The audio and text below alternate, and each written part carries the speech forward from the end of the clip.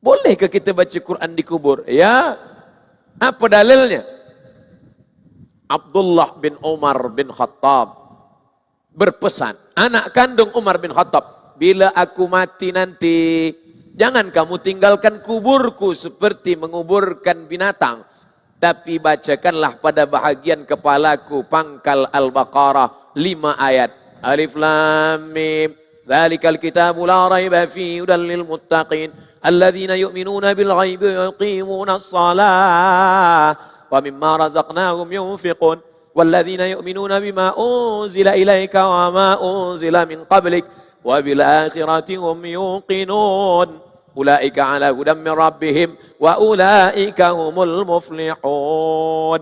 Pada bagian kaki bacakanlah ujung Al-Baqarah 3 ayat. Tengok dalam kitab Ruh yang ditulis oleh Imam Ibnu Qayyim Al-Jauziyah, murid daripada Imam Ibnu Taimiyah. Artinya amalan membacakan Al-Quran itu pun dilakukan oleh sahabat Nabi. Bila hari ini ada orang berpemahaman, jangan bacakan kerana bacaan Quran tidak sampai, saya tak paksakan. Kerana ada juga setengah ulama yang berpendapat demikian. Tapi saya ikut yang meyakini pahala bacaan Quran untuk orang meninggal dunia sampai. Bila ada orang menentang saya, Ustaz Abdul Somad, menurut saya bacaan Quran itu tidak sampai, saya tak marah. Saya cukup tanya saja nama dia, nama awak siapa? Untuk apa? Bila awak mati nanti saya kirimkan. Bila tak sampai cepat-cepat bagi tahu. Sebab kita tak boleh paksakan pendapat kita pada orang lain. Sedangkan salam sampai, bila kita lalu di makam, jangan mulut diam saja.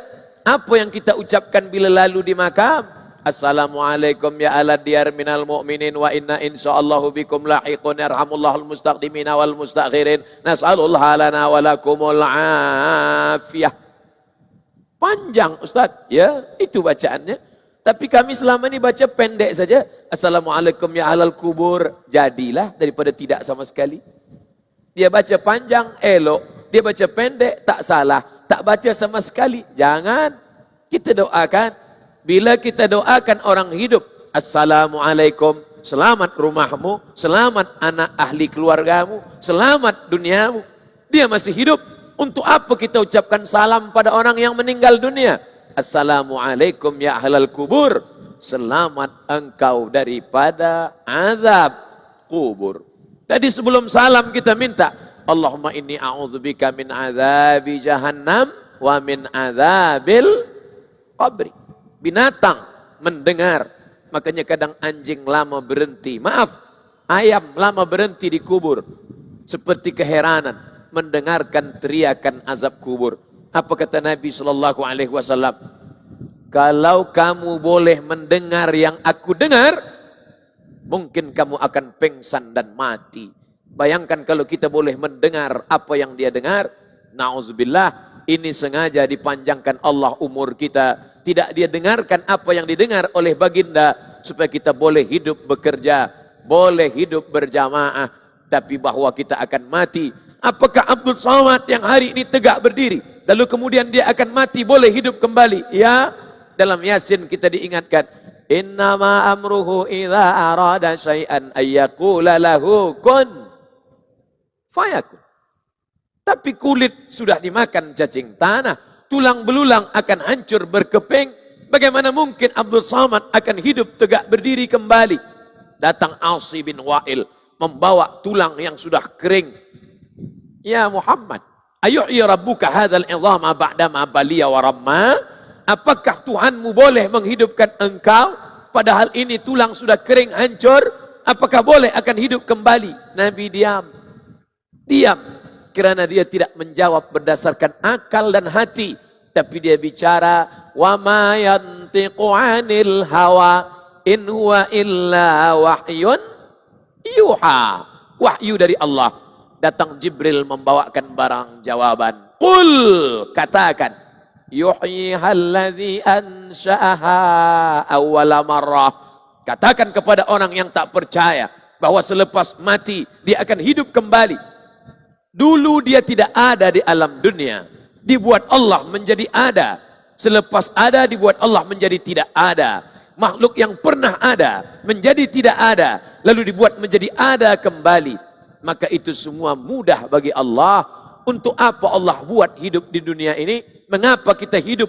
Surah Al-Mulk juz 29, surah yang pertama. Alladzi khalaqal mauta, Allah yang menciptakan mati, wal hayata, Allah yang menciptakan hidup. Untuk apa Allah buat ada hidup, ada mati? Liyabluwakum ayyukum ahsanu amala. Karena Allah ingin bahwa manusia itu yang paling baik, ahsanu amala, yang paling baik amalnya. Semua akan tinggal. Topi, peci, kopiah yang paling disayang akan tinggal. Jubah yang malam ini didapat pun akan tinggal. Selama ini Ustaz Abdul Somad bagi tazkirah pakai baju putih saja. Tapi malam ini orang akan tonton. Oh, handsome-nya kata dia. Di mana nih Ustaz? Di Pulau Pinang lah. Di mana lagi? Itu baju dari mana? Dari TYT. Kehormatan, kemuliaan, kebanggaan. Tapi sampai masanya semua akan engkau tinggalkan wahai Abdul Somad. Yang akan engkau bawa mana?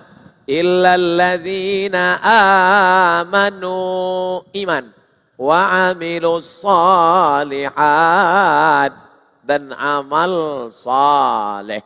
Siapa yang mengajarkan kita tentang ini? Al-Quran. Kalaulah Al-Quran tidak turun, kita tidak tahu kita sedang di mana dan apa yang akan kita bawa menghadap Allah Subhanahu wa taala. Kita hidup di atas tanah. Jalan sana, jalan sini, tazkirah sana, tazkirah sini.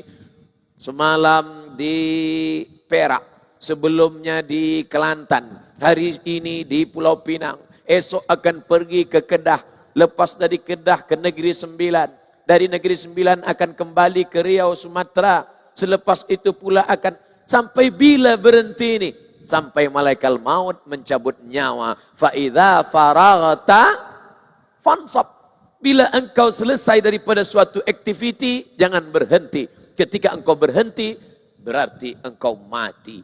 Oleh sebab itu maka, selagi hayat dikandung badan, sekali ruh masih ada dalam jasad, maka kita tak pernah berhenti beramal. Orang beriman itu, pandangan matanya ibadah, pendengaran telinganya ibadah, langkah kakinya ibadah, hayunan tangannya ibadah, minumnya ibadah, makannya ibadah, tidurnya pun ibadah. Tapi kalau boleh janganlah tidur sekarang. Sebab banyak juga orang dia jawab, dia semua ada jawaban. Waktu masa Ustaz Abdul Somad bagi tazkirah tadi, kenapa awak tidur? Tidur pun ibadah.